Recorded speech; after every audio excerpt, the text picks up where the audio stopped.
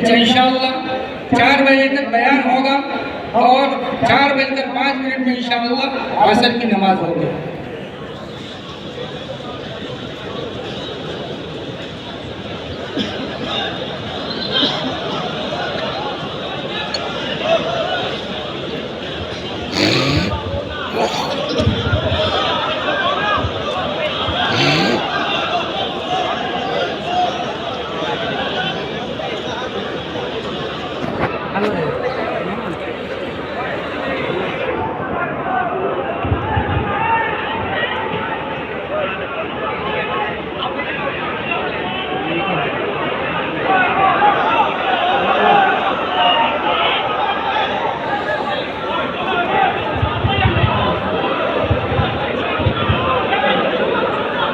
السلام علیکم ورحمۃ اللہ وبرکاتہ.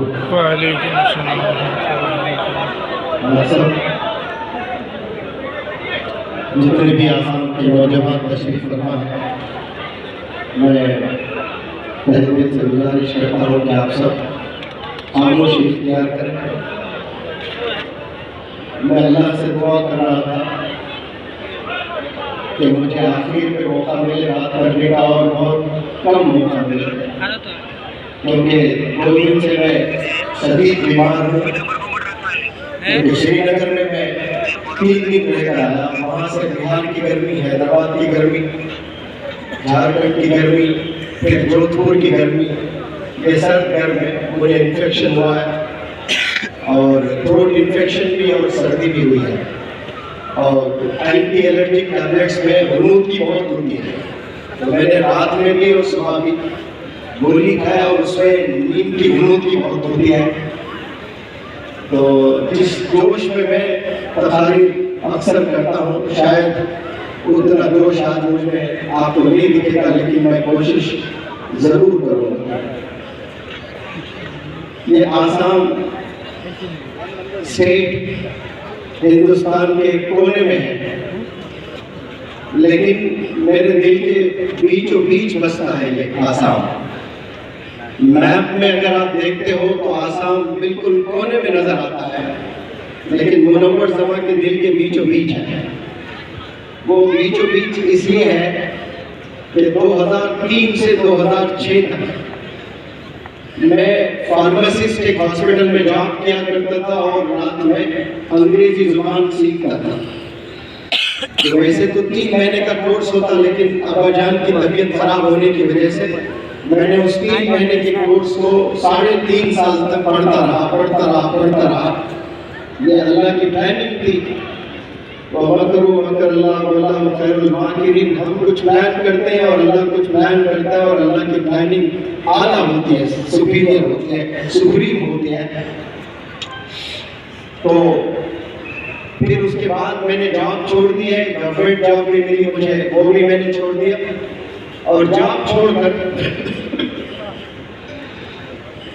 میں جب ٹیچنگ لائن میں آیا، ٹیچر بنا 2007 میں. 2007 سے 2016 تک پورے 10 سال میں انگریزی پڑھاتا رہا. اور 2017 میں مولانا بدرالدین اکمل صاحب نے مجھے فون کیا، ایک لڑکی کی اسپیچ سن کر، میری تقریر سن کر نہیں.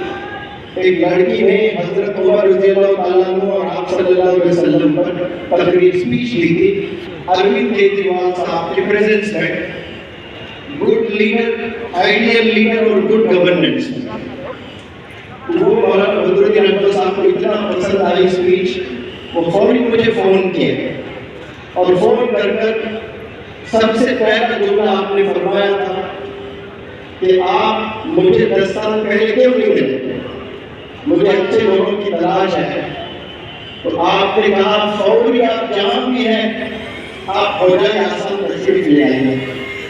تو میں آسام گیا، وہاں پر ورکشاپ کیا. تو وہاں میں نے لڑکیوں کو ایک اسپیچ دی تھی ہاسٹل گرلس کے لیے. ایسے دہاڑے مار کر رو رہی تھی لڑکیاں وہ اسپیچ سن کر. اور پورے دنیا کے کنٹریز، شاید کوئی کنٹری بچا ہوگا، وہاں سے مجھے کالز آئے.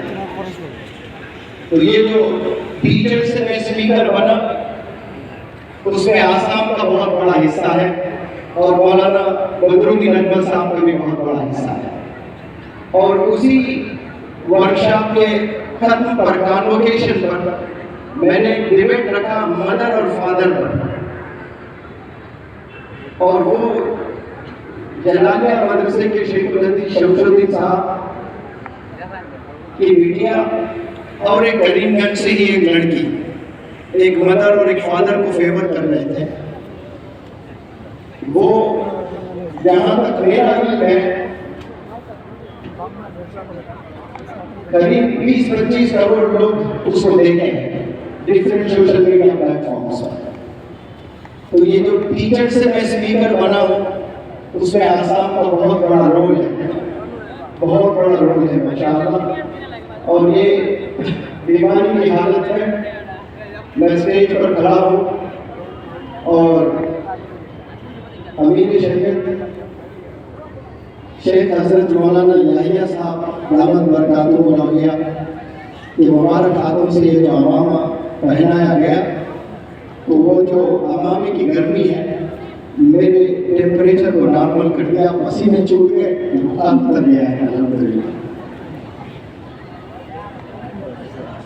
تو یہ دراصل یہ جو اسٹیج ہے یہ طلباء کے لیے ہیں جو پارٹیسپیٹ کیے ہیں اور علماء کا اسٹیج ہے.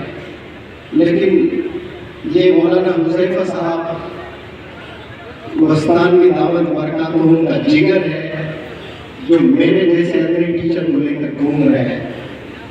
ہندوستان کے چپے چپے میں مجھے لے جا رہے ہیں, افریقہ کے جنگلوں میں بھی جا کر 3 وہاں کی کنٹریز میں میں نے اسپیچز دیے, اور یونائٹڈ کنگڈم کے 15 سٹیز کے سب مدارس میں میں نے آپ کو لیکچرز رکھے. یہ لیڈر کی نشانی ہوتی ہے, اپنے آپ کو پیچھے رکھ کر مجھے آگے رکھتے ہیں اور کہتے ہیں کہ سر آپ کے بڑے عاشق ہیں اور آپ کو سننا چاہتے ہیں. تو آپ کی بات بھی سن کر اگر وہ بدل جاتے ہیں تو ہمارے لیے بہت بڑا اچیومنٹ ہے, کیونکہ بدلنا سب سے امپورٹنٹ چیز ہے. وہ کس کی بول سے بدلتے ہیں یہ امپورٹنٹ نہیں ہے, انسان میں بدلاؤ آنا یہ بہت امپورٹنٹ چیز ہے. یہ جگر آپ رکھتے ہیں ماشاءاللہ, اتنا بڑا ادارہ ہندوستان کا سب سے بڑا ادارہ, یعنی جس میں 10,000 طلباء پڑھتے ہیں اور 100 ادارے ہیں اور اس کے پریزیڈنٹ ہیں, اور مجھ جیسے ادھر ٹیچر کو ایسا موقع دیتے ہیں. میں اس پلیٹ فارم سے آپ کا تہہ دل سے شکریہ ادا کرتا ہوں, اور میں ہر پلیٹ فارم سے ایک میسج دینے کی کوشش کرتا ہوں.